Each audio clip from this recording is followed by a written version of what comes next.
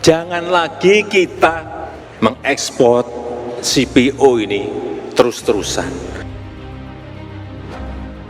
Harus mulai kita rubah kepada barang setengah jadi atau barang jadi. Ini yang telah kita lakukan. Artinya apa? Impor minyak kita akan turun secara drastis. Sehingga tadi urusan neraca perdagangan, transaksi berjalan kita menjadi lebih baik.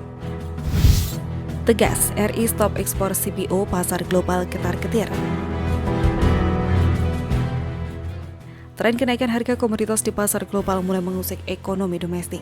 Tidak ingin ketinggalan menikmati rezeki harga yang sedang tinggi, para produsen komoditas andalan di negeri ini pun bergegas mengirim produknya ke luar negeri. Derasnya ekspor komoditas berimbas ke pasokan untuk pasar dalam negeri yang mengering. Situasi semacam itu terjadi di batu bara pada awal tahun ini. Masalah serupa kemudian juga menimpa minyak sawit mentah alias CPO. Industri yang membutuhkan CPO seperti para penghasil minyak goreng mengeluhkan pasokan CPO yang terbatas. Akibatnya harga produk yang menggunakan CPO sebagai bahan bakar pun membumbung tinggi.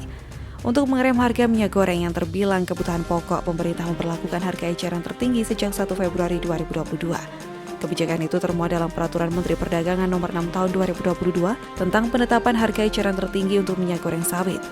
Mengutip kontan.co.id, dalam aturan tersebut pemerintah menetapkan HET minyak goreng curah adalah Rp11.500 per liter, sedang HET untuk minyak goreng kemasan sederhana dan minyak goreng kemasan premium secara berurutan adalah Rp13.500 per liter dan Rp14.000 per liter. Kebijakan terbaru yang dilakukan pemerintah adalah mewajibkan produsen CPO untuk mengalokasikan 20% dari total ekspornya bagi pasar dalam negeri.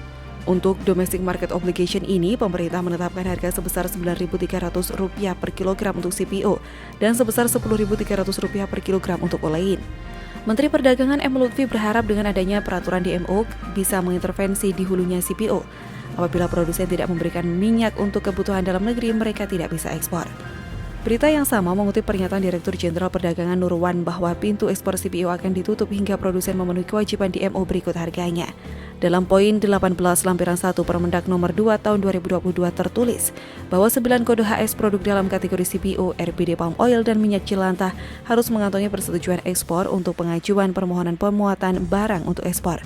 Adapun syarat yang harus dipenuhi pelaku usaha untuk memperoleh PI mencakup surat pernyataan mandiri bahwa eksportir telah menyalurkan CPO, RBD palm oil dan minyak jelantah untuk kebutuhan dalam negeri yang disertai dengan kontrak penjualan, rencana ekspor dalam jangka 6 bulan dan rencana distribusi dalam jangka 6 bulan. Sementara itu, Direktur Barang Kebutuhan Pokok dan Barang Penting Kemendak Isi Karim mengatakan pemerintah sedang mengupayakan linking and match antara pasokan DMO dari eksportir dan produsen minyak goreng di dalam negeri untuk mempercepat pasokan bahan baku. Kemendak juga memfasilitasi hubungan antara perusahaan pengemas dan produsen olein maupun CPO agar penyediaan minyak goreng di masyarakat lebih lancar. Sebagaimana diketahui, tidak semua perusahaan produsen minyak goreng terintegrasi dengan produsen CPO dan minyak olein.